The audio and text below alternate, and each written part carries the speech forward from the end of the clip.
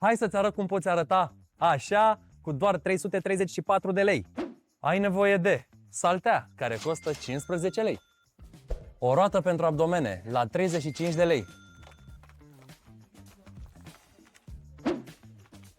Mânere pentru flotări, care sunt și ele 35 de lei.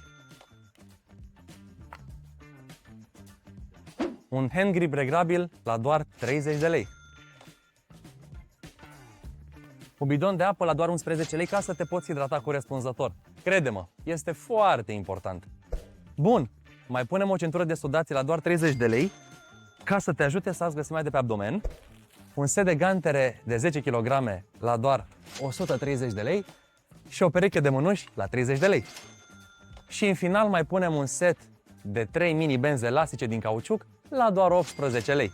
Toate aceste echipamente cu care te poți antrena acasă pentru o lungă perioadă de timp costă doar 334 de lei, adică aproximativ cât dai pe o lună de abonament la sală. Iar ședința asta de consultanță e din partea casei, nu o pune la calcul.